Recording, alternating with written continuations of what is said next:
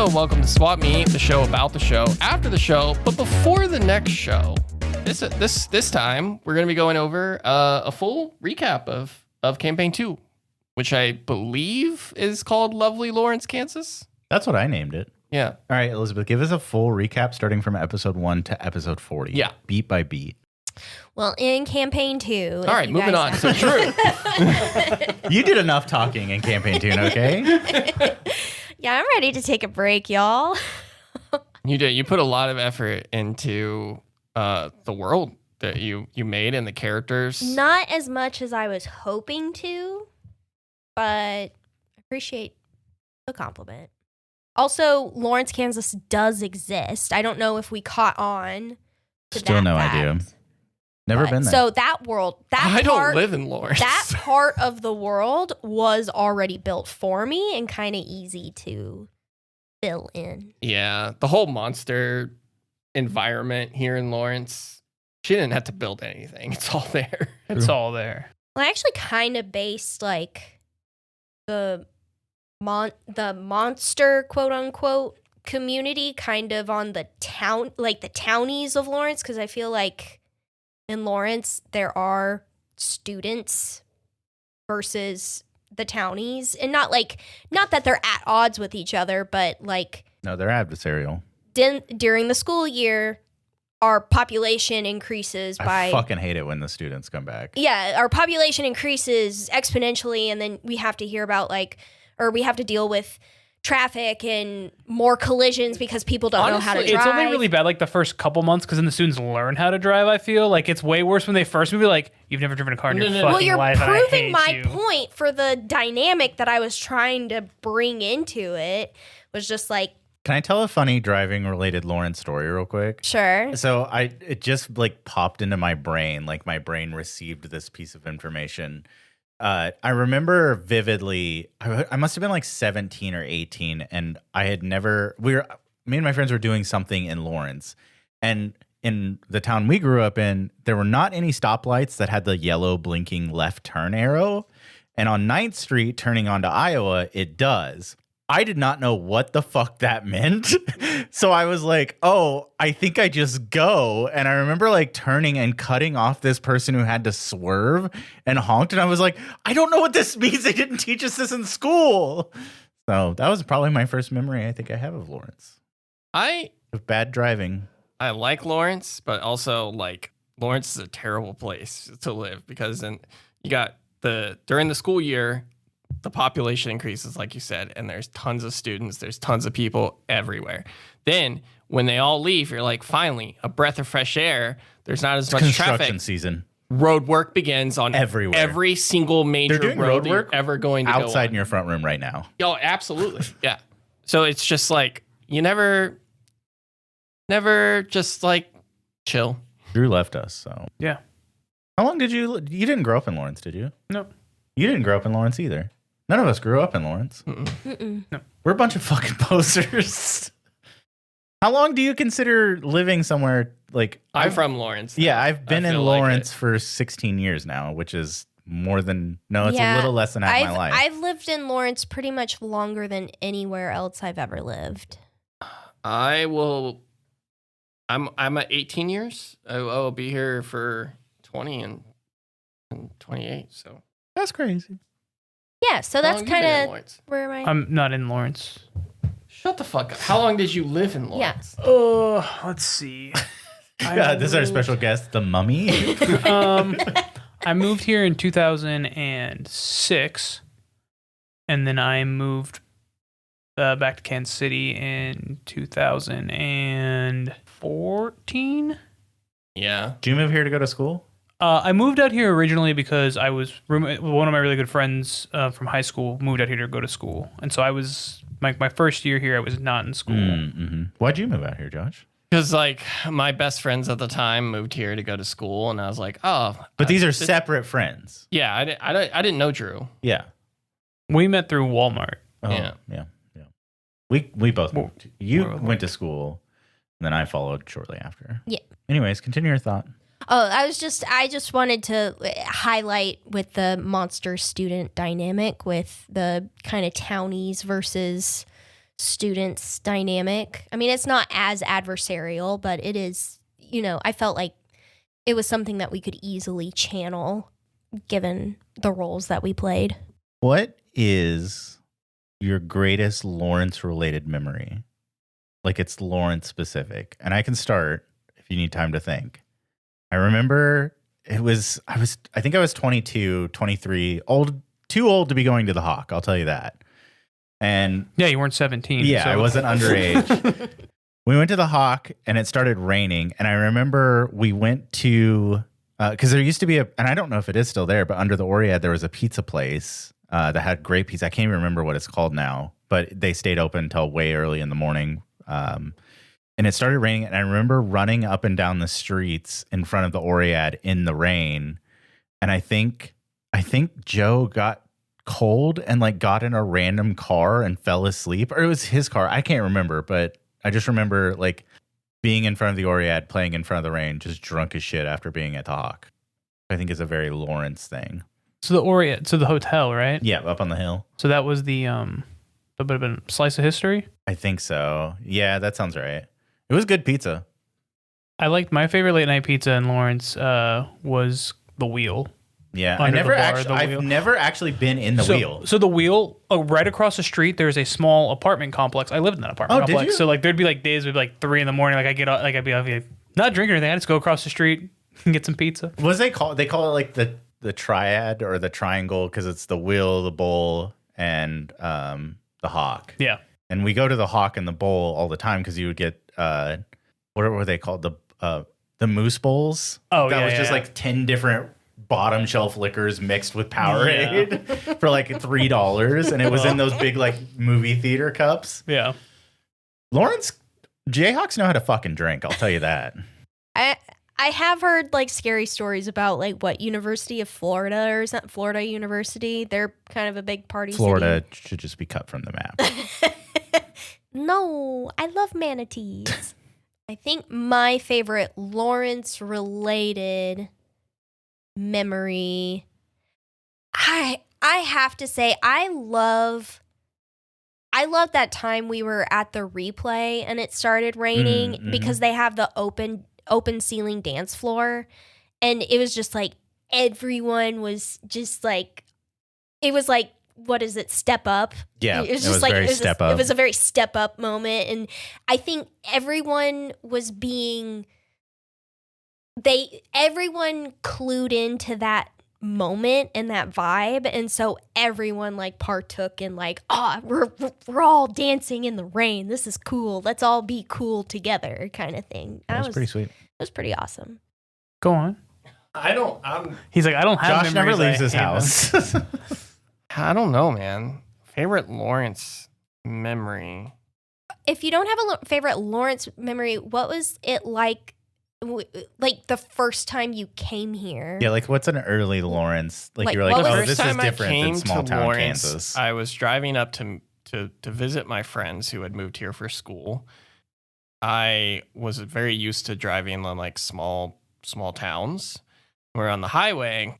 I was doing everything correctly, and a semi took the wrong, took an off ramp, but was going down the wrong way and was coming at us like head Jesus. straight on. So I wouldn't say that's a good memory. All of Josh's best memories are times he almost lost his life. I don't know, man. I think that my favorite memory is probably just like any night that we Thursday D&D. You're so gay. So It's gay. Pride Month, it's fine. or another D&D related one is like maybe the time that we played D&D for like 15 hours. Yeah, when we were first starting. When we like, first this is the started. greatest thing of all time. We're never going to stop. Yeah. And I called in. Yeah. Yeah, I guess. I don't know. There's only one right answer for you, Drew. Well, I have a couple of very fond memories. It's when you met me. That obviously. When I talked to a young cashier about not being adaptable at his job. I wasn't a at cashier, so that was Oh, rude, sorry. Money center associate. No, so like, I think like the things that stuck out the most to me is, it's tough because I have two. And one of them is a one of those. cop out answer. It's when he met his One of them wife. is the correct answer. Well, it's not specifically when I met my wife. That's the only right answer. We used to hang out in the stacks. Mm-hmm. So Yeah, great was place really to cool. hang out. Hanging out at the libraries on campus was goated. yeah. So there was that, and then the not wife related one, the pre-Alex one was used to like go to Java break and get like the Chinese takeout container of cereal. Mhm, yeah. And just like be there like 4 a.m. doing homework and whatever. So Doing homework at the library or at Java break is a very like quintessential Lawrence like Yeah.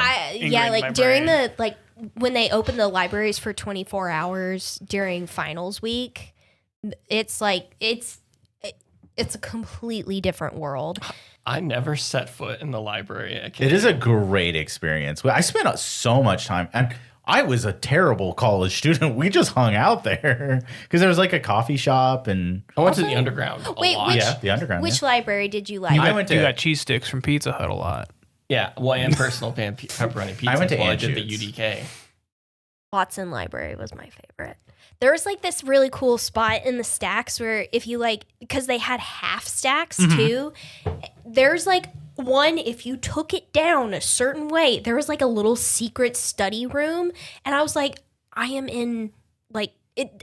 I was like, KU Narnia. yeah, it was like in KU Narnia, and there was a dude just in there, and he was like, it was so picturesque because he was like, like there were piles of books around him, and he was doing his thing, and I was like, sorry, like I just backed out slowly, and I was like, okay, where the fuck do I get out of this? Because I had like, I remember getting lost in the stacks at that time too. Like I was trying to find a certain floor, and because of the half stacks, it was just like, oh, I can't get out here. I'm stuck here. I love the stacks in Watson. Yeah, the stacks in Watson are pretty cool. That was my library spot of choice. Okay, let's talk about the show. I was gonna say I'm gonna steer us back to yeah, campaign too. yeah. You got a question? Hit Oh, us. I've got tons of Yeah, questions. yeah. He Are we- wrote them all down. No, I didn't write them Well, down. if you need a prompt, I have a backup question. So if you Josh got one. I've got you've got one? questions. Yeah. okay. So Why are you gay?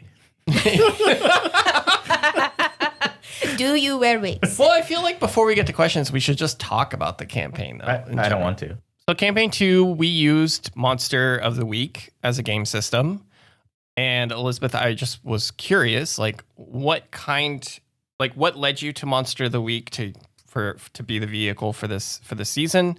And like were some of the pros and cons that you might have had that you've found or discovered while running it? Well, I wasn't going to do Monster of the Week originally. I was looking into a system called Sigil and Shadow, I believe it's called. And it's a D10 system. And it has like a token system. So every time you played to your character's strengths, you would earn these things called bones. And then every time you needed to and then you could spend them depending on. There's another system we've played that kind of works off of a token system. What Daggerheart. is it? Daggerheart? Because the GM gets fear. Oh, that's right. No, there's Drew's another favorite one. thing. There's also Never Stop Blowing Up. Never Stop Blowing Up could be it. I think it could have been a Never Stop Yeah. Blowing Up. When you thing. fail, you get a I was token. listening Yeah, to that that's the what other it day was. because it's great. You guys should go listen to the Never Stop Blowing Up Christmas special.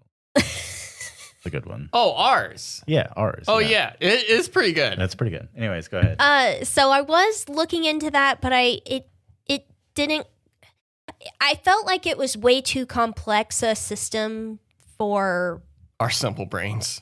No, I was going to say for the type of storytelling that I wanted to do, it felt way too constrictive. Granted, I did not do a lot of deep diving. Monster of the Week is something that we've all done before, and it's a very simple system. And even though I continually fucked up all of the checks and the combat system throughout the entire season, I'll totally own up to that. It still is a flexible enough system for the story that I was wanting to tell. So that's kind of why I went with Monster of the Week. What are some pros and negatives and cons that came up during the season with using Monster of the Week? Definitely a pro is how flexible of a system it is. It's very simple. Also, I didn't have to roll anything. However, there is a con where I don't get to roll anything. And so it's really, if you're not prepared for something or something kind of goes outrageous, like it's on you as a DM to kind of come up with how your adversaries or your bad guys react to. And I think a good y'all's example of that might be your big bad villain being in Heelys at one point during the final fight. This is subjectively funny, though. It is It's objectively funny. funny. Honestly, I was just trying to go for more like rule of cool in Yeah. this whole thing. I was going solely off vibes. There were hardly any mechanics. There was because Derek edits the podcast. There'd be multiple times where he'd turn to me. He's like, "Can you stop with the I don't know? You're the DM. You can know things." And there'd be a lot of times where I was just like, "I don't know." But yeah, I'd say like a con is it's not mapped out for you, and if you're not confident in your ability to wing it, it can make you exercise that part of your brain. Yeah, and I think with Monster of the Week, when we were running the game previously on our Thursday nights, in learning about how to run these Monster of the Week episodes, it's kind of nice because it lays out exactly what you need to do to make a mystery, right? You come up with your monster, you come up with your hook, you come up with a countdown, and these are things that are going to happen at certain points, no matter what, unless the hunters or the characters intervene to prevent those things. And then it all caps off with, the players tackling the monster that is present. One of the things that I noticed with Monster of the Week, especially, is like, okay, I can spend my time and I can come up with these countdown things that are all going to happen. And then the players do something completely left field. And it's like, well, I should stick to this, but then that doesn't really work with what they're doing. And so then it's a lot of micro adjusting. And that can get overwhelming really fast. And if you're not prepared for that. Yeah, I think if you're someone who's never prepared a session or a campaign before, that countdown system can be really, really helpful. But like what you said, if one of your players throws a curveball at you, you're sitting there going, well, and this is something I ran into a lot with you guys, is I'd have a countdown and it's like, this is what happens if the hunters don't find the thing that is the key to killing this thing. I would say most of the monsters, you guys did not find the thing that I had set to be the thing that kills them. You guys never found the monster's weaknesses. And that's one of the mechanics, is like the monster can't be killed unless you use its weakness against it. Wait, there's only like one or two that you managed to find the weakness. You're telling me when I tried to throw the salt across the Kansas River, that wasn't me taking advantage of the monster's weakness? Well, it may have worked if you could have thrown it that far. That's fair. Yeah. So there, and I will admit, like the concept I had come up with this campaign because I love the saying, beware the fog. Like it's this eldritch being that you have to wary of. I thought it was cool. Like, oh, what if it was this like elder god that like, and originally it was gonna like live in Potter Lake and it was gonna get summoned or whatever. And then I kind of got to reading about the fog and realized that it was nicknamed for, Fog Allen, and it was made up by these two students in the 80s, and then I was like, well, what if I turned it into like an egregore, or in Supernatural they call it a tulpa, but that's Tibetan, and that would be cultural appropriation, so we're not going to do that. But I was like, what if like everybody like pooled their idea together and summoned this thing? So I had come up with that as the big bad, and I had come up with how these students went about doing it. So every time I drop a new monster, I'd be like, okay, here's its weakness. You guys never found the weakness. I'm like, okay, well, we all, we're trying to hit 30 episodes for the podcast. So I was like, do I just let this monster go, or do I give you guys the satisfaction of killing it? And all that to say is the system is very great, I think, as an improvisation thing. But if you're like in a constraint of trying to get it done in like 30 sessions or less, kind of hard to do, I guess. Also, don't like paint yourself into a corner with the end game. Yeah.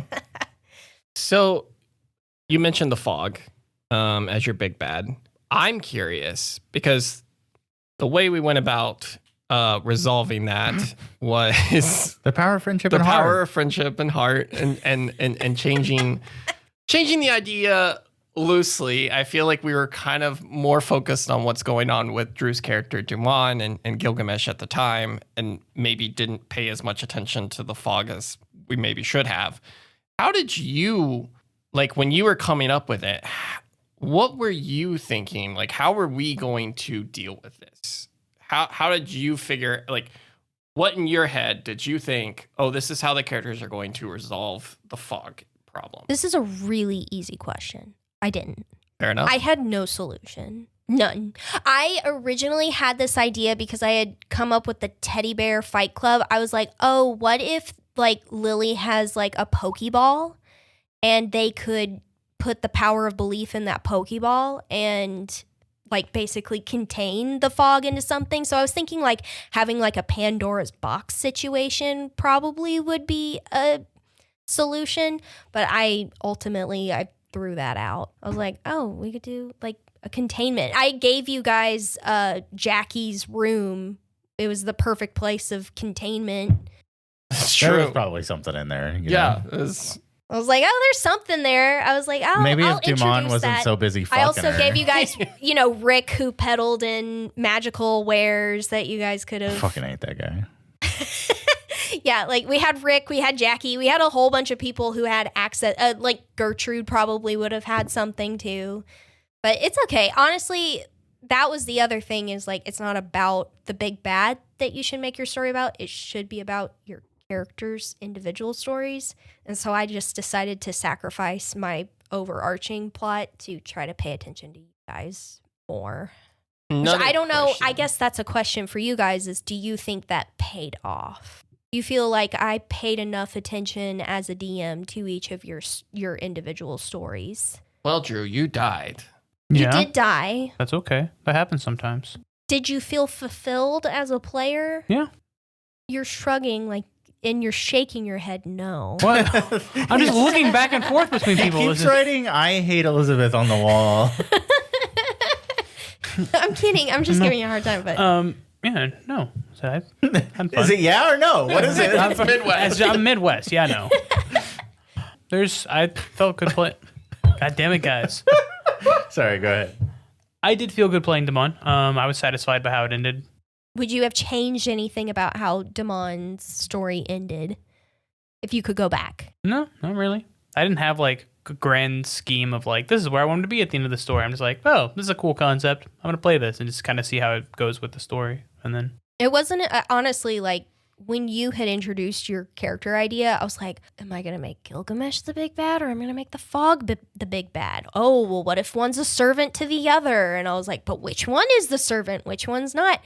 And then I had played around with the idea of like, is Gilgamesh an egregore of Still not answered. Dumont? Still unanswered. Yeah, Because think about that. yeah, so Just that, hit my head. I was like, I really wanted to introduce that, but again, with the time constraint, I was like, Well, let's touch on that for a moment. You keep saying the time constraint. There was no time constraint. I was really trying to keep it under.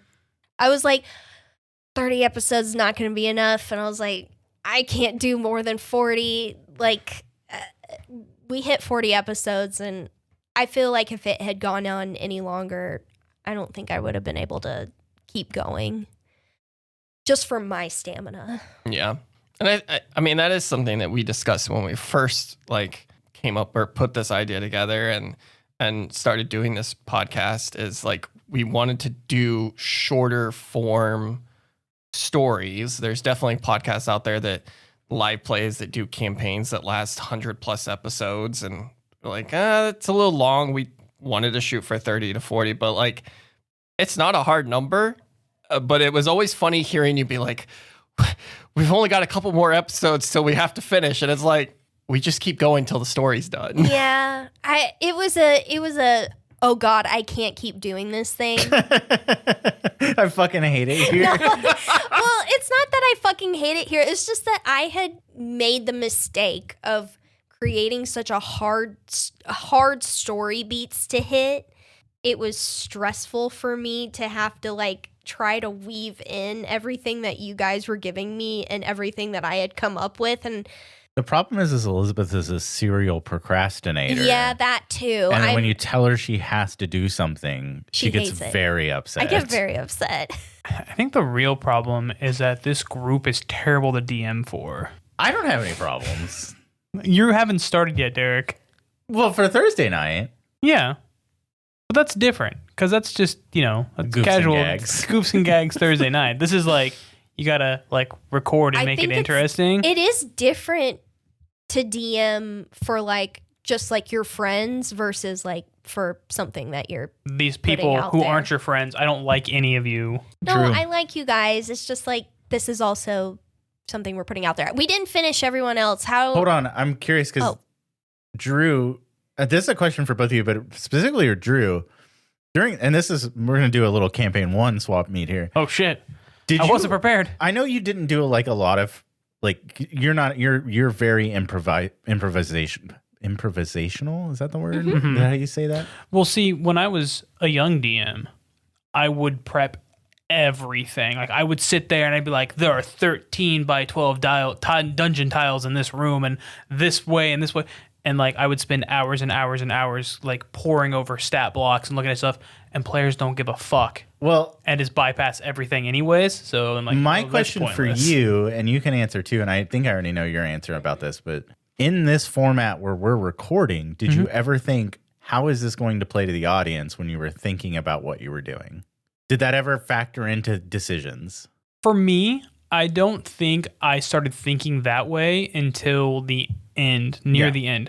During the beginning, I was so goddamn nervous. Yeah. Like, because I'm an anxious fucking person. And so just like the thought of like recording and people will be listening. Even now, like my wife will be listening to the podcast with me and I'm like just cringing like, oh my God, what if she hates it? What if she thinks I'm a terrible fucking person? What if this is stupid to her? And like the level of anxiety that Yeah. like I hear, just like even sometimes like on my own listens, it gives me like, I have had to pause before, be like, I can listen to this. We did this. It's good.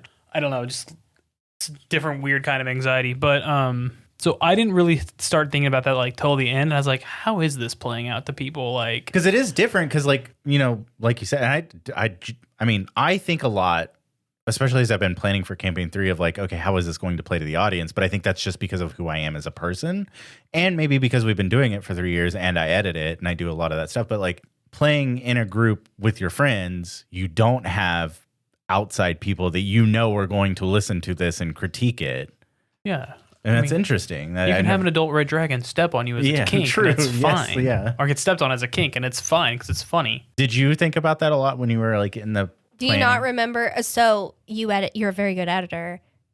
I would stop the sessions all the time and ask like, is it better if we went this way or maybe this way? Or like there were times where we would just stop the episode, talk about a certain decision that I was making and talk out Yeah, that's how fair. it would play to the audience. Not saying that this isn't an improv podcast, because it is. It's still all improvised, but it is. I was thinking a lot about how it would play to the audience. But I think it's also, I come from like, I went to school for film and media. And so I have and also I was in theater too in high school. And so I kind of am always playing to an audience. Did I you feel guys like. ever think about, while you're playing Katie or Dumont, about how your character would play to the audience? Yeah. Yeah, I'm just non-committal right now. Just non-verbal. Yes, not all the time, but definitely in near the last few episodes, I felt like, oh man, Katie is just boring because she's not doing anything. Like she's not willing to fight or anything, and like at the end here. But I counter that with like it makes sense for her not to. Like she's trying to do everything she can to not have to hurt her friends. So I think there's that dynamic. But yeah, like I mean, I listen to the episodes. And I'm just like, dude, I didn't do anything. Is there anything that you would change about how Katie's story ended? There we go. We're we're going around. So that was actually a question I was going to ask to everyone also. Same wavelength. I think that there is an alternate universe where we're doing this recording and Katie is much more leaned into the monster hunting and like just goes with it and like isn't so hesitant about everything. And I think that version can also be good, but I think the version that we did is also good. What about you? How did you feel about Trevor's story? Would you have changed anything? No, I was thinking because like with Trevor, the story I was like wanting to tell was this person who was wronged. He had this atrocity, committed, and like he spent the rest of his life blaming himself, and that like reflected through his actions and like the shitty things that he did instead of, like learning forgiveness and letting go and like moving forward and stuff like that. And I was talking to Elizabeth about this the other day. It was after episode 40, or I think it was right before we recorded the last episode I was like, oh, this is what Trevor's going to do as you're preparing. This is what Trevor's going to do. So you can kind of prepare around that.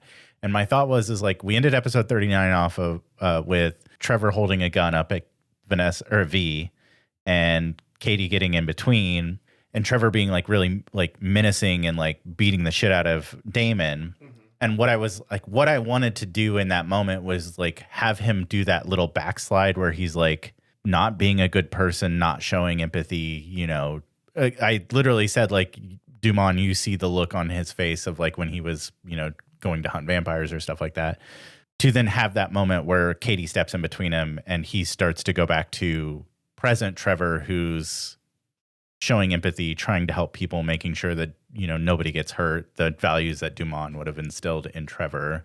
So I think there's a long way of saying, I wish I had a little bit more opportunity to play out that last little bit, but hopefully it comes through as like Trevor did change and that he is walking through life upholding the values that Dumont would have instilled in him, was how I viewed that.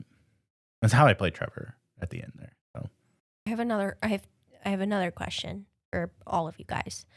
And I'm ripping this idea from one of Jenny D's videos.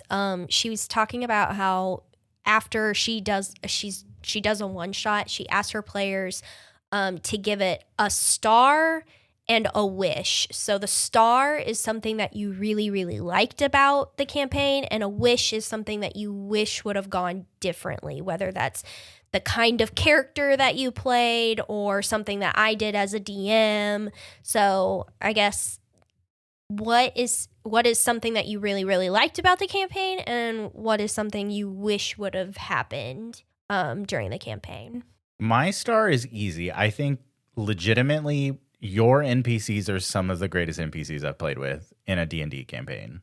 Like every character felt unique and interesting, and like you didn't have to say, this person says this. You could just speak it's the person, and I would know, even if it was Gladys, Gertrude, and Patricia in a scene. Like you knew who names are hard to remember. You knew who each one of them are, and then you could throw Sam and V in there as well, and you played all of them.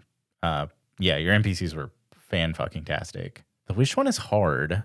I wish that I don't want to say just like we're better at being investigators. Because it's really hard as a player, to give grace. It is really hard as a player to think creatively sometimes, especially when you're sitting in the DM chair and the answer and you're like, why can't they just see this thing? So, yeah, I don't know. That would probably be the closest thing. Yeah. I mean, we had the same problem in season 1. So, yeah, that was literally going to be like the thing that I said for wish. I wish that we were able to dig a little bit more into like your puzzles and your thing. Like Like, I wish we were able to like explore that a little bit more. Derek's star was pretty much perfect. Like your character work is awesome. You're really good at setting scenes and being the people in the scenes, right? Being those characters. So Thanks, man. that's really good. So because I can't do voices or anything, like so my shit, like I have to like, yeah, this person says this. 'Cause you I don't know didn't do the fuck fucking I'm talking all about. the voices are just me. And then Pitched. yeah, I said if I'd have to like for like an original, like kind of original wish, because Derek also kind of touched on. Was it Josh too? One of them just said touched. a word. No, I mean earlier in this conversation, touched on this. Is I wish every once in a while, Elizabeth, you would just be like, "This is what happens," instead of like, because sometimes you feel like I don't want to step on your guys' toes. I felt like I was railroading all of you. Fuck us, and don't be like, "Oh, I don't know. Let me try to work this out for them." Just like, no, this is what happened because you guys are fucking idiots. I felt like I was railroading you guys so much, especially you. I feel like I took your agency away, Drew, so much. So I felt super railroady. So it is kind of a relief here. I do want to say that we've had some great player characters, just even in our like normal games, and we've had some great fucking NPCs. I do think Sam might be the greatest character played at this table. Okay. You already had your turn. I know. I'm just saying, like, Sam is like just reiterating on the NPC. I do think Sam is the greatest. Like, we've played a lot of characters around this table. I do think Sam is the greatest. After Josh does his star and wish, I have I have some Sam trivia. Oh, God. All right. Well, my star was going to be Sam, so I feel it's been repeated already. No, I mean, the fucking window star all over is again. literally just what they both said as well. It's the level of detail and depth that you brought to your NPCs. So it wasn't the escape room that I created for you. Hold on. No, his wish is that the whole campaign was just an escape room.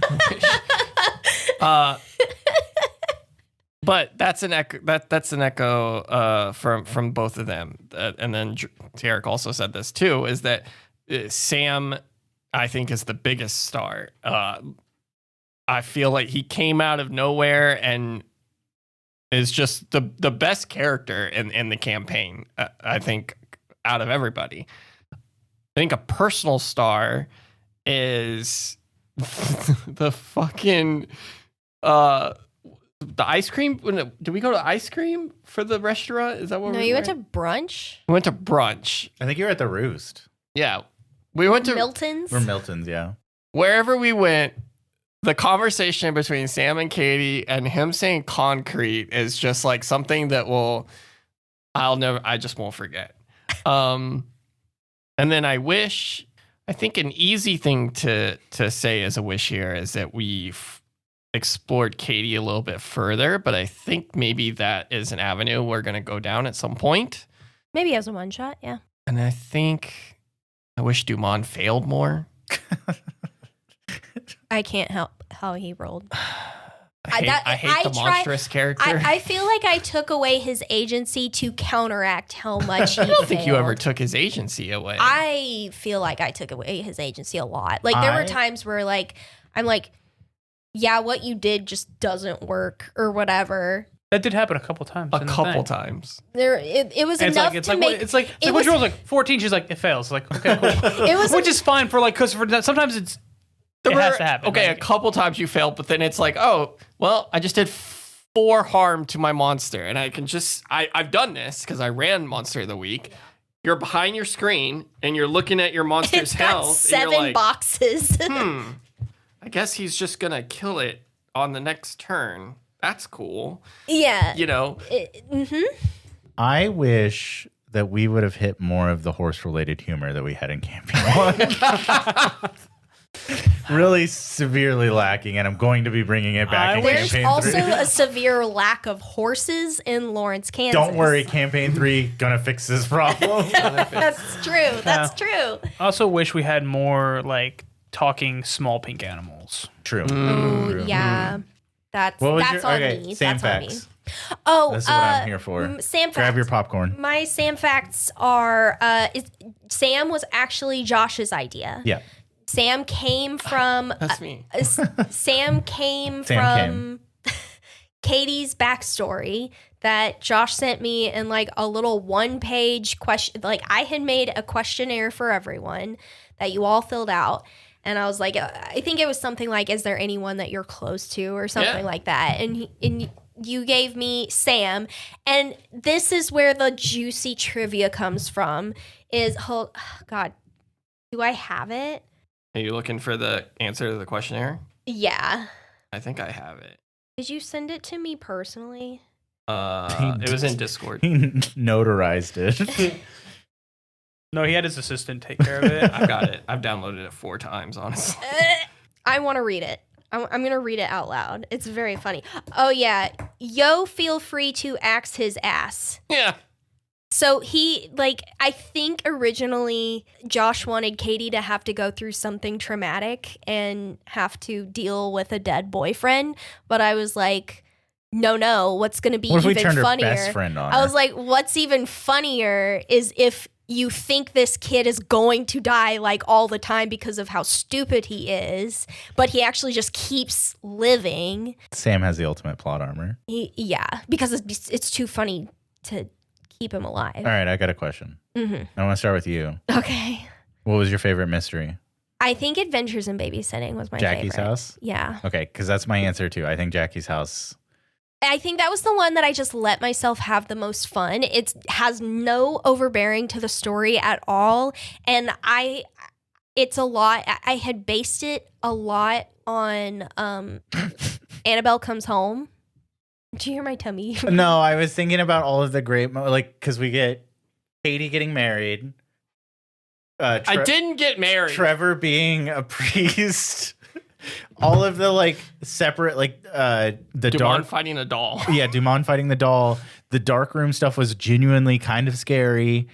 Lily, going on the roof, and then Trevor. I keep wanting to say Vincent because I keep thinking about it's Pride Month. But Okay. Trevor falling off the roof and getting caught by Vanessa, who again was a great reveal later. Yeah, that was mine too. Yeah. It was a great mystery. It's also when Katie gets the knife thrown at her and then ends up in the hospital and comes clean to Sam about everything too. Annabelle Comes Home was a huge inspiration for that. And then I added with the Lily on the Roof kind of came from Amityville horror. And so I just really love fun little ghost stories stuff. And I was like, damn, we haven't really done any fun scary ghost stories. The first time in the first episode with the knocking on the door was probably something that even when I was doing it kind of gave me chills. The sock monkey in my closet? Uh-huh. Yeah, I hate because that. it ends on just you don't know what it is, and it's just this knocking on the door. And I love that stuff. I love suspense like that. And I wanted to be able to do more stuff like that. And so I got to do that in Adventures in Babysitting is what I had named it when I don't think it's actually called that in. I don't even remember what episodes they are. When I was preparing it, because I come up with a little name for all the mysteries, I called it Adventures in Babysitting. What was yours, Drew? What was your favorite mystery? Adventures in Babysitting. Adventures in Babysitting was objectively the best mystery in that. I agree. It was just very good. There was just I said it was just a fun kind of romp that they didn't have a lot of you said it didn't have a lot of bearing story, but it did introduce a lot of elements that would be used later in the story. So whereas it didn't directly impact the plot too much, it kind of uncovered the Silver Dagger Society, the nod to Vanessa. It added weight to Trevor thinking that Jackie was zero cool. True. Yeah. It was episode 18, 19, and 20. Yeah. So yeah. I also enjoyed the St. Patty's Day party.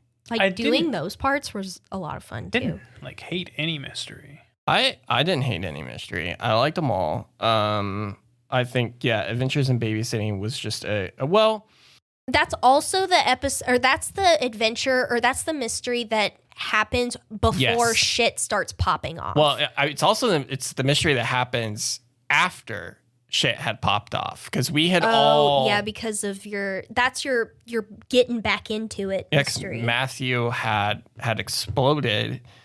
Katie was having some crazy PTSD. Dumont was going through his own way of acknowledging that he failed, right? And then Trevor was, why did you want to break into Rick's place? Because he thought he was zero cool. Oh, yeah. I was trying to figure out Zero Cool. For Zero Cool. Yeah. So Adventures in Babysitting was just a, like, it was bringing everyone back together. Like, the horror aspects of it was pretty intense. I really liked, and this might be a little controversial, maybe, but I really liked the stuff we did with at Stoll Cemetery, because we didn't fight the devil, and maybe it wasn't the most exciting, like, for some of the audience to listen to, but like the interplay that we were all having, like when he was offering the deals and the coffins popping up, and like everyone, like we weren't talking to each other, and we were like, this is what I'm gonna do. Like we all had plans in our heads. There was no, I'm gonna say teamwork, but it was more so like Dumon's not gonna take the deal. We know that. Katie's not gonna take the deal because she's not gonna risk Sam. And then Trevor gets presented with just like this crazy like consequence to him not taking the deal. It was just a big turning point, and I thought it was very interesting. Adding on to that, that was the only episode that we actually kind of had to redo, because we had, and not because we wanted to make things go better, like go better for us or solve things differently. It was more like we wanted to expand on all the interactions. I wanted to make a greater impact for meeting the devil. Yeah, because like originally it was like just a room. I had originally when I originally conceptualized, because I actually had Stoll Cemetery is one of the first mysteries that I had conceptualized for this campaign, and I had tried to make it an escape room like one too, but I am a procrastinator. I'm the worst procrastinator in the world, and I could not make the escape room thing work. And I was like, well, I'll just take some of the ideas and just kind of do whatever. And it just did not play very well. You guys were able to get out of it pretty much unscathed. Yeah, and I was like, no, you just because you summoned Damon there. Yeah. And then he winds up in the unreleased version, Damon died. Oh my God, did he really? Yeah, I did not remember. When you guys found it, when you guys went to the sorority house and he was dead in the basement. Mm-hmm. I was gonna have him die, and there was just the way it ended just did not sit well with me as a DM, and I was like, we've got to redo it, and everybody was on board with. That's the only episode that we did that with, and I'm glad, and everybody was on board with doing it. I don't think anybody was like, no, it was fine. Everybody was like, yeah, let's do it. And so we all re-recorded it, and I think it turned out just so much better. Because I think the second the live recording is way more suspenseful. I think the original recording ended up being really goofy. It was it was really goofy because he summoned. I don't know what he did. I can't remember what Dumont did, but like he basically brought Damon there as a clone, or it just didn't make sense. Because we were like trying to figure out where Damon was, and then we realized that the devil was an egregor. So then I think we all realized we could use the power of belief to like unsummon the devil and summon Damon. Mm-hmm. But then it was just like a egregor Damon, and the real Damon was dead. But I don't remember exactly. I do have it. I have a question. Though, I don't, because I can't remember. Is that the episode that we've recorded at Gen Con? No, the one we did at Gen Con was the Sigma Boo, the Sigma Nu with Virginia. Virginia. There's a lot of V names, and I apologize. Literally just a V name. We had V, Virginia, Vanessa. Although the two Virginia was mine. 2 of the V names are your guys's. I didn't know. I have a question that has been on my mind for a while, very much so after the finale. And I have to ask you, we kind of skate by it. Healy by it. We kind of Healy just our way through it.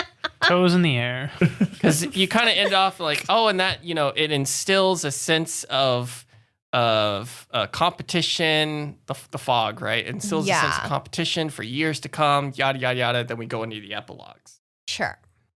What happened with, a whole sorority being murdered? Just, they're dead. Yeah, they're dead. They're fucking Sucks. dead, dude. Like, Fucking what? sucks, dude. That doesn't get any attention to it. What's Hobble doing? After we had finished recording, I was like, fuck, I didn't do any of the Hobble stuff, at all that I was planning. Because There are a lot of kids that died. yeah, a lot of kids died. 25, I think. Yeah, at least. a lot of people died. I like to think that some of it can be.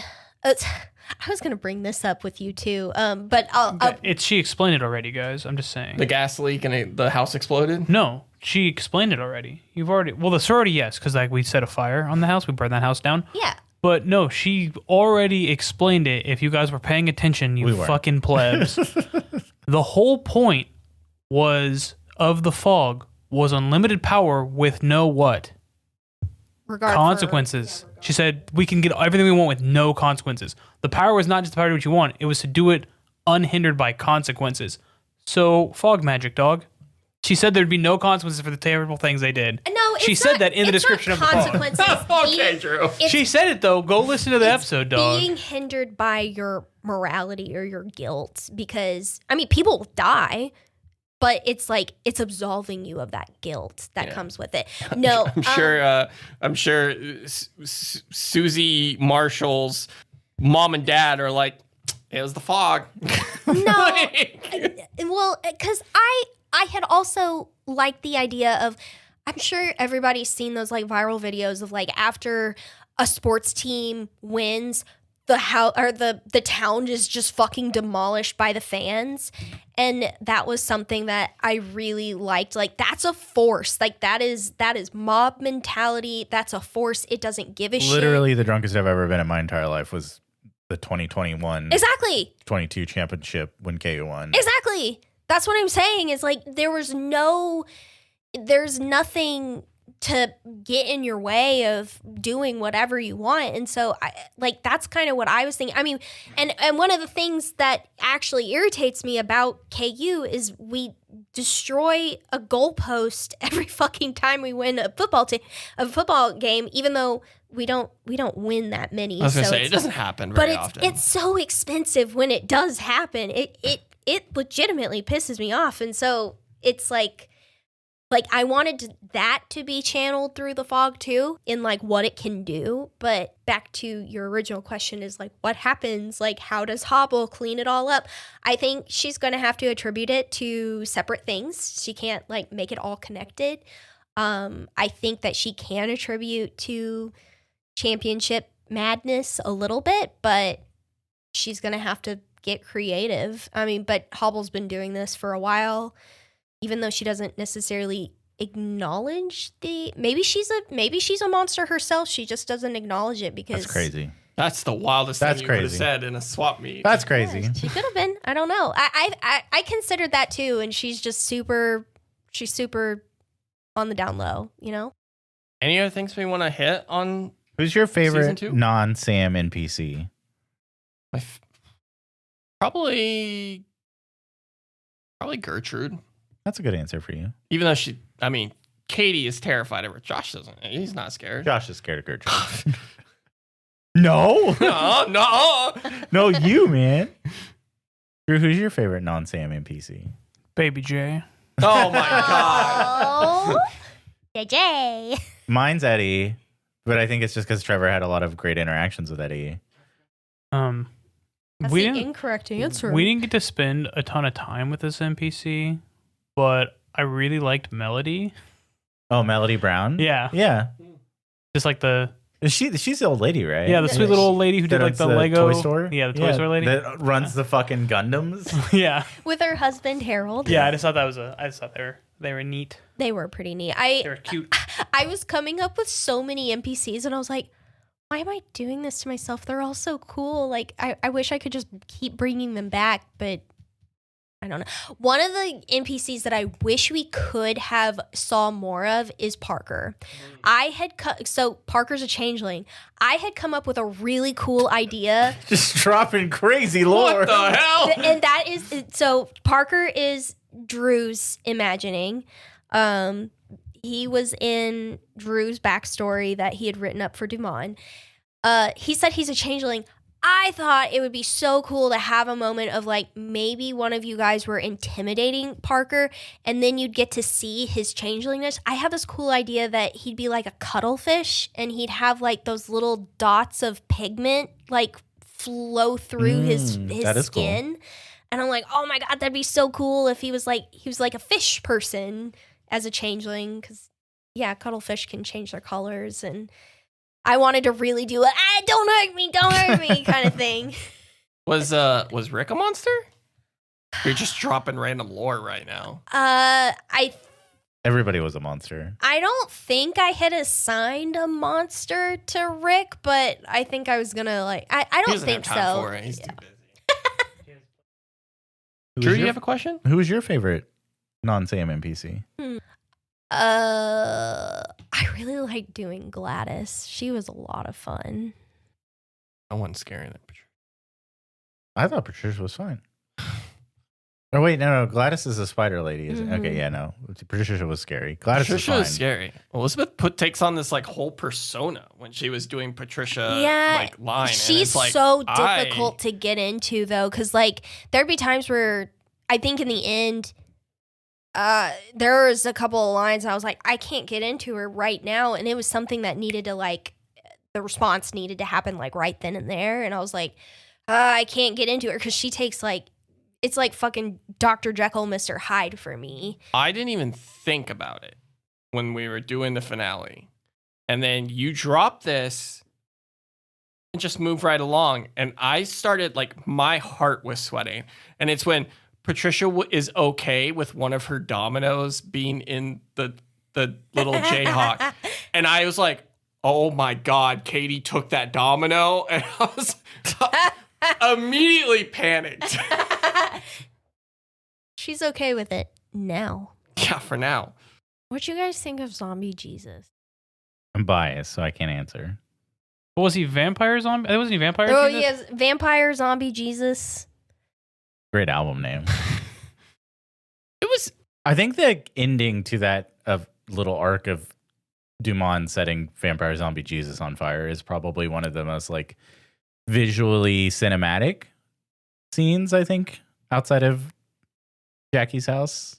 If we go back to the Star and Wish thing, I think if we're talking strictly about that little arc, I wish that. And I think that there'd been an opportunity for him to be way more terrifying and way more dangerous to us, like as our characters.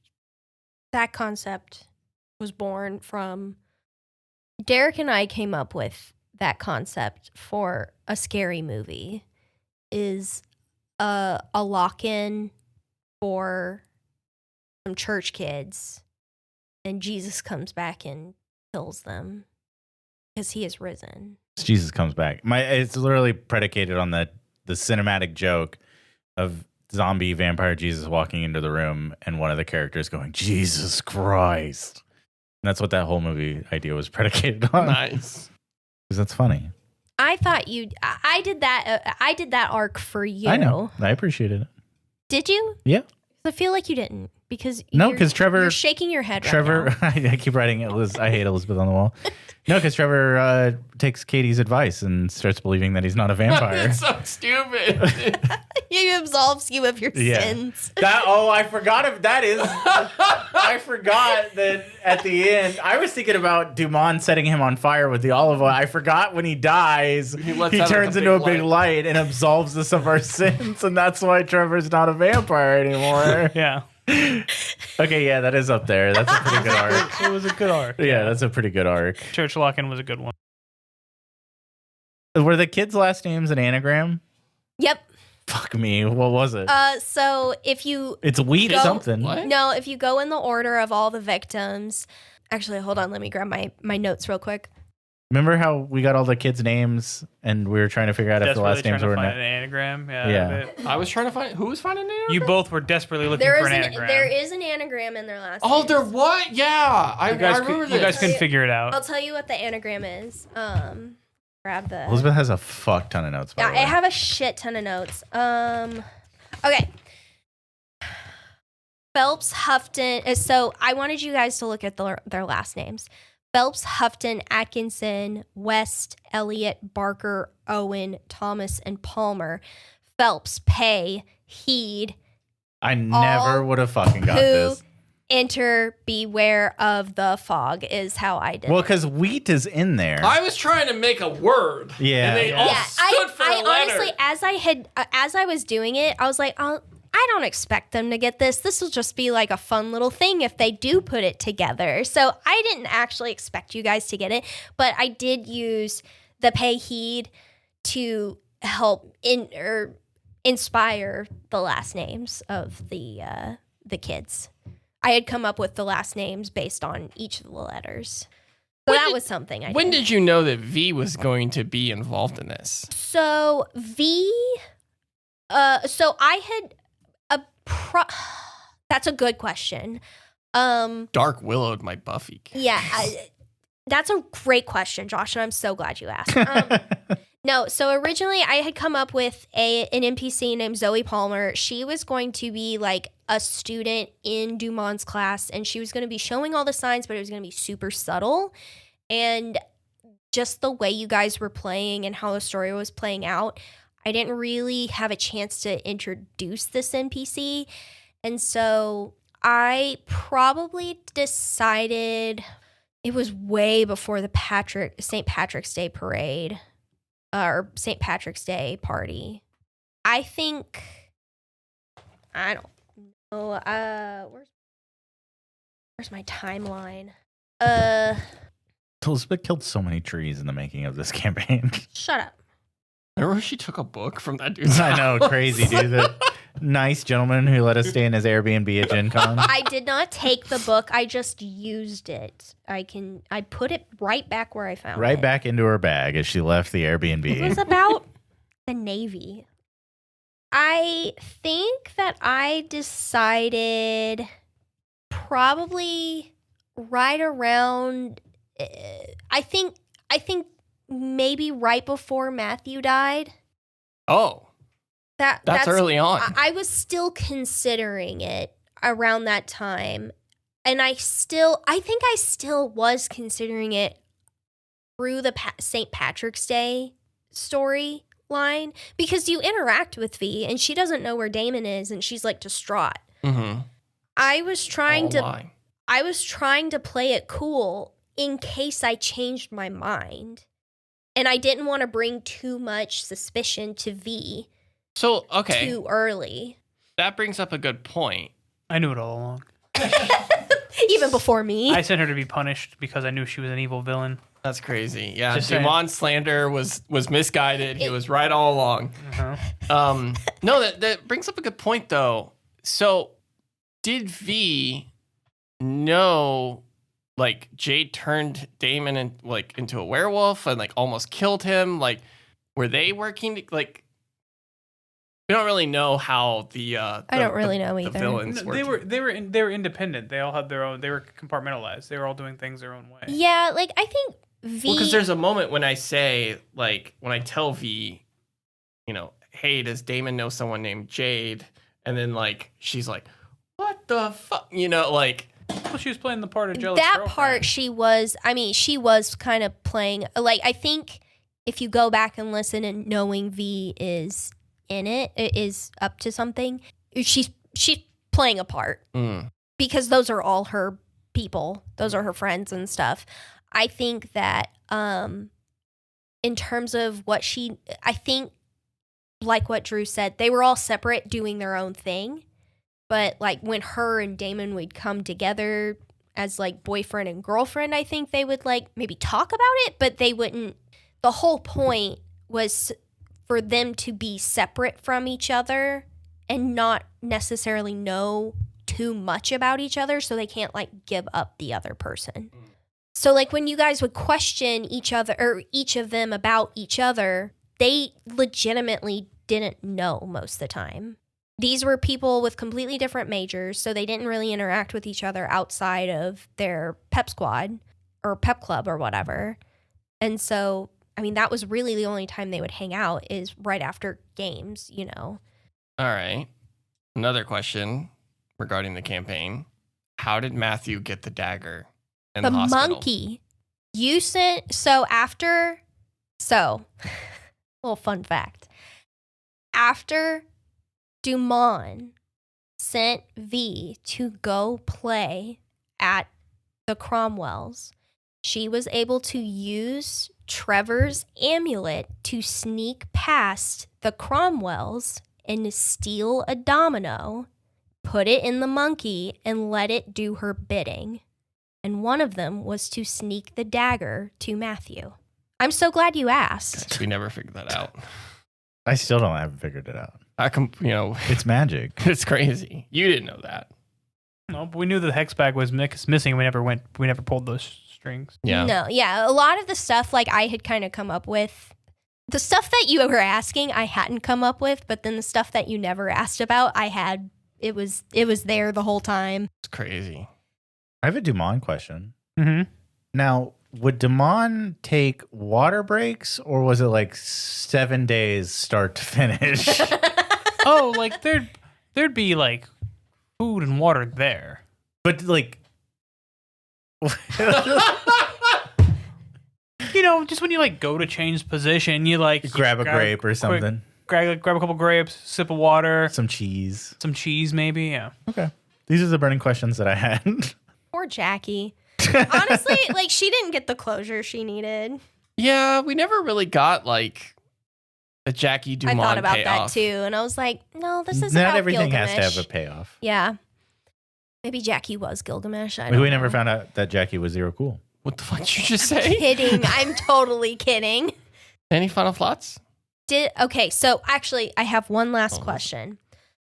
On a scale of Game of Thrones to How I Met Your Mother, Oh, Lord. where did I fall in terms of finales go? Wait, which one is... Wait, hold on. Because that's really...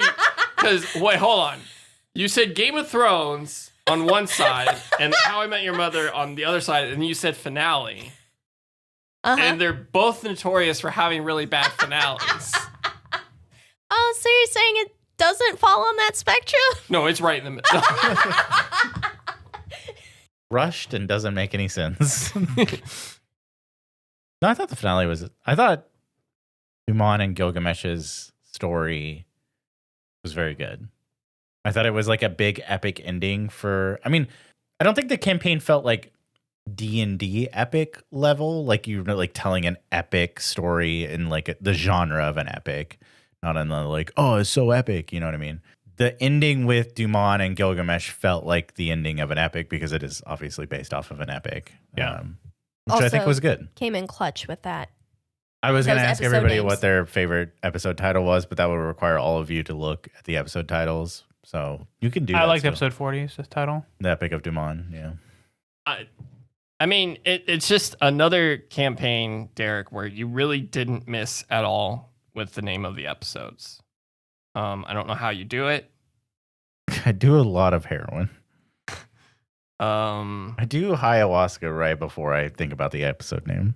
it's hot and it's deadly. That's pretty good. Yeah, you said it was a fart, though, and I was making a little Caesars reference. Fart. Somebody said that it sounded... Oh, no, it was Elizabeth. Was it me that said it sounded like Yeah, a it's fart? hot and it's deadly is a fart joke, and I was making a little Caesars joke. What the suck is pretty funny. Katie, don't cry. I know you're trying your hardest. That one's really good. It's a And I deep went cut? back and watched I looked at the song. It's not that great of a song, but It's that a part pretty of good it's pretty song, good. okay? You know what? Fuck you. It's a great song. Mayday to Parade, good band, It great is song. a good. I listened to it a bunch. Concrete Sundays. About M for Meltdown. I kind of feel like, honestly, the beginning of the campaign, I was kind of struggling, but we watched Hot Fuzz the other day, and Evil Old Woman considered Frightful Ugly 12 Down is pretty good. It's pretty clever. Dude, how's my car? It's Yeah, I liked the episode titles were really good. I like the pay heed all who enter, and then the next episode is Beware the Fog. Mm-hmm. Good. I have to do something that sets up, because we had Stupid Wizards actual people. In the Still first by far season. my favorite. Yeah. I have to figure out another episode setup payoff thing like that for the Yeah. third campaign. Kill.exe or exe is very funny. Elizabeth doing hacker stuff. That's a star for me. I had so I'm much in. fun I'm doing in. that. I'm in. Eddie's just, I'm in. Funny. You didn't have not one hacker, but 3 hackers. We in did. this We had a lot of campaign. computer people. And you did nothing on computers. It's because every time he tried, he burned himself. Is everybody happy with their crap, what are they called? Like the classes. I don't remember what they're called. Playbooks. Was everybody happy with the playbooks that they all played? Is there anything you would have changed? I don't feel like Trevor's playbook really defined him like your guys's did. I was just a normal person. I know, and then you were the monster, and Trevor was the flake, but I just took it because I thought the computer stuff was fun. I guess I did get to see how it all fits together at the very end, which was nice.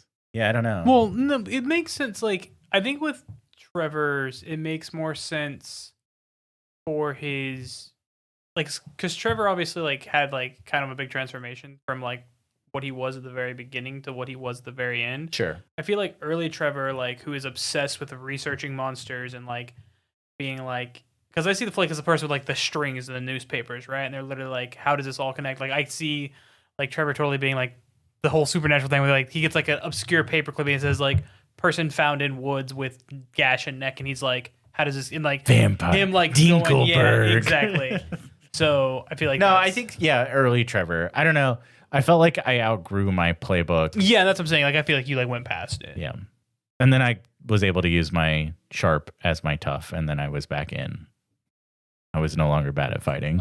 Yeah, it's just use your weird instead of your tough, and then you just win. I That's how do it think, works. I might be wrong, but I think we went the whole campaign with Trevor not shooting anybody with his gun. I shot myself. He shot. That doesn't count. He also shot the monkey. Oh, he did shoot He the shot monkey. the shit. He As soon as he finally got- did. As soon as he was able to get his sharp to get his instead of tough, when he kicks some ass, he shot the shit out of that monkey. He I shot did the shoot monkey, the and I monkey. shot myself. and in he the shot stomach. himself to hit the wolf behind him. Fucking big brain plays. Yeah, okay. Okay, but can we also what was I going to bring up with you? Oh, what is it with making cults the bad guys? Because we've done that 2 campaigns in a row. Colts. We can't have Colts are just easy. They're They're easy. really easy. It's Well, it really gives you like easy. a tiered yeah, it gives and you, minions. It gives you minions. It gives you an organization That's structure. true. It gives you like, oh, how can we not see like even though you get one person, it doesn't cripple the whole thing. Yeah. Because otherwise, it's very like independent. Like you beat this person or thing or whatever. Okay, well that and this person does. So you have to find a new villain. The world of Dungeons and Dragons is chock full of cults. Even like Heroes Amongst Thieves, the bad guys are a cult. Like always the cults. My bad guy in campaign 3 is a crushing weight of generational trauma. So oh yeah. I haven't figured out how to yeah. cultify that one, but So I don't want to hear any unoriginality about cults. Like everybody does it, and it's a good organization structure when you're trying to like do a big overarching mystery. that's true. right? You can either do that or the Fire Nation, Which is just a cult. the Empire. Which is just. I mean, it's a cult. It's people fiercely loyal to a despot. Like it is what it is. Like Fun fact: fascism, an easy to turn into a bad guy. and it's just a cult. It's just a cult. So yeah, Like the Nazis, that's they were a cult. a cult. Cult that kind of got a little too big. It's on a big scale. Still That's a what cult. I wanted to bring up with you. I was like, we've done 2 cults in a row now. I want to go back and change my wish. Oh, in the spears. We've done spears every season. that's too. just a me thing. That's a though. Derek. Derek. That's because it's a Derek has done a spear Willow, and not Willow just did spears. Oh, I thought you meant spears because of the Demon spear of spear. Shar and the spear that Gilgamesh. Oh, that too. But- yeah. Yeah, no, But I was also talking about wrestling spears. Wrestling spears. Willow It's just a does a spear. superior move to move an opponent. Yeah. It's pretty good. I do want to go back and change my wish. I wish I wouldn't have given Katie a candlestick. It was so stupid. Became a defining characteristic of Katie's personality and It's character. so dumb. Oh, you grabbed it to fight the monkey, right? What else would you? Yeah. Yeah. Well, okay. So first, why would a college student have a candelabra? Well, I guess she was into It wasn't a candelabra. Well, yeah, and I guess she was into like occult stuff. Yeah, she Or had like V a was. You yeah. grabbed it was V's. It was yeah, that V's what it- candlestick. Yeah. Yeah. Never mind. What would you have wanted it to be? So the idea behind the 50 candlestick, cal. Taser. I don't know what I would have wanted it to be. Probably just like a blade or Come something. here, Virginia. The idea behind the candlesticks. At one point, I had toyed with the idea of Katie actually being like the chosen playbook. And the candlestick was going to appear to be a regular candlestick, but then like somehow she would like pull a fucking weapon out of it is what Like it's a hidden blade Yeah. candlestick. You pull it out, it's like a blade, like a sword cane, but a candlestick cane. Yeah. And so that was initially the idea. And then I think I kind of just wanted to like, the Chosen is kind of, I don't know. The Chosen can be good, but I feel like it just It's giving pigeonholes. main character. It's main energy. character energy. And it's not fun to I mean, Have Katie that. was the main character. I think Dumont was the main character. Is this an actual good question? Who do you think was the main character, Drew? I feel like, I think for most of the story it was Katie, like because she was the She Katie, was the person Katie was we- Jubilee, right, from the old X-Men thing, where Yep. like we explain the world through the lens of Katie because she's the one who doesn't know what the fuck's going on. Yeah. Yeah. And neither did that's the same. Like in the original X-Men cartoon, it was Jubilee because she's Yep. new to the world of mutants, so they tell the story through her, even though she's not the main character. It's told through her lens.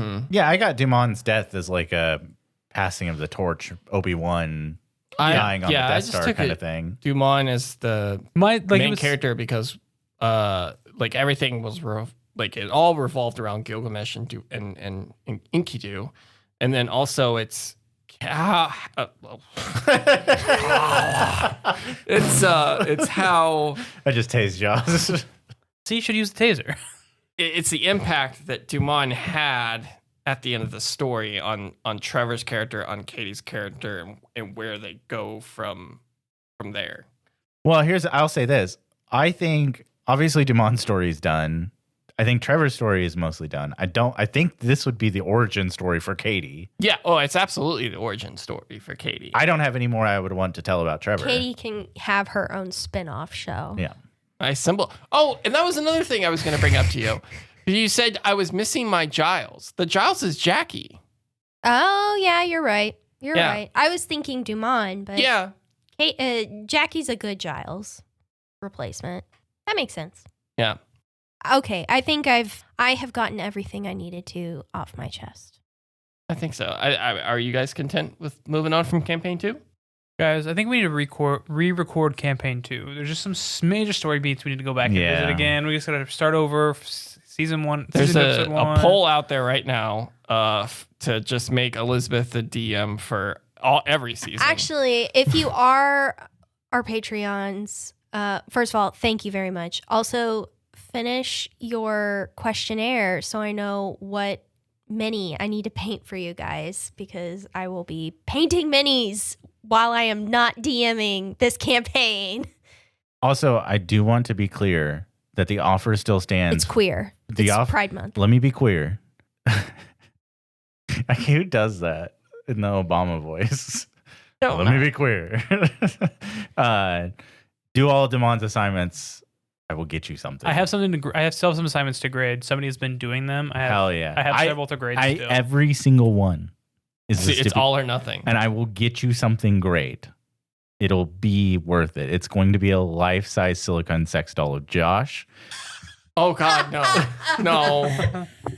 we're Please gonna no. we're gonna like mold his body. Yes. Yeah. Yeah. You're our Fizzarola from Hell of a Boss. And then, Star and Wish for me. Star, I did all those lessons, guys. Wish, why the fuck did I do all those lessons, guys? Okay. I think that's where we leave campaign 2. And just a quick little look into what's next, right? We have campaign 3. It's going to be ran by Derek. Derek, do you want to No. give a little bit of a teaser of what we're doing? Isn't that funny in a yes and scenario? Just Yeah, like, no. Is No, that joke? and just Randy, no, press stop in there. No. Actually, you could. That'd be really funny. What did you ask me? I don't fucking know. I got lost in my stupid I joke said, that we do so- every time. You're going to be running campaign 3.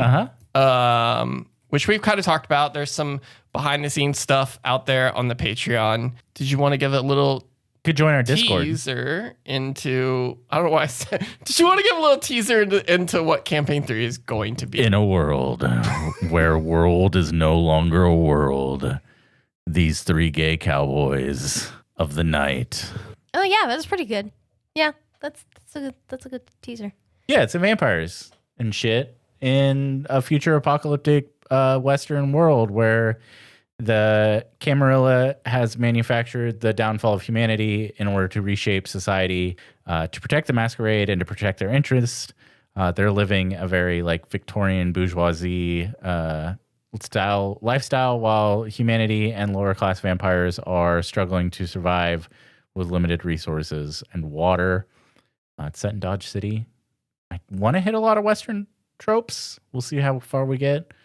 I will say I did try to watch The Good, the Bad, and the Ugly, and I don't know if it's just because I fucking hate Clint Eastwood. I didn't think it was that great of a movie. So it might just be Tombstone, which is fine because it's a fucking A-tier movie. Young Guns isn't bad. I haven't seen Young Guns. I've seen True Grit. I like True Grit. Wild Wild West. Greatest Western movie there is.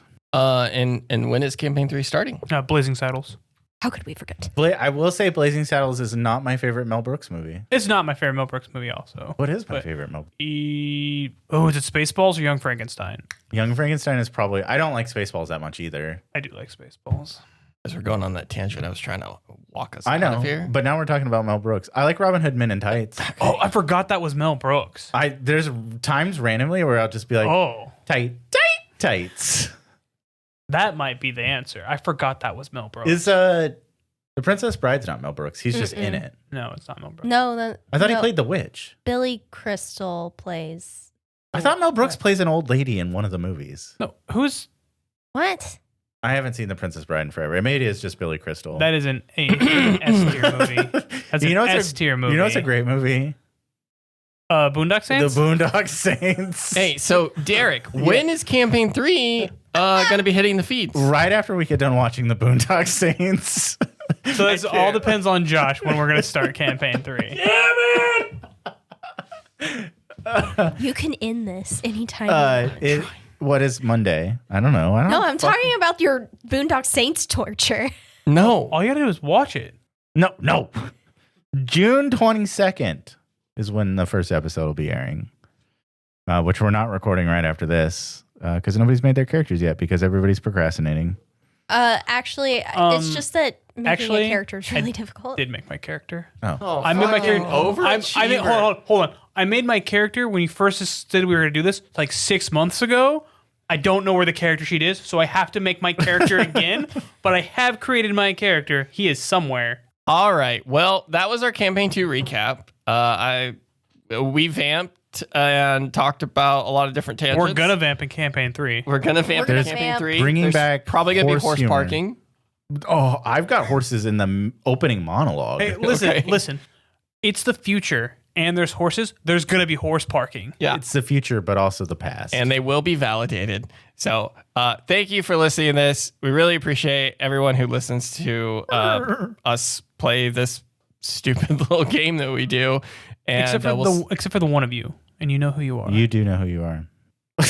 It's Josh. That's why I won't let him in the Discord. and we'll see you down the road.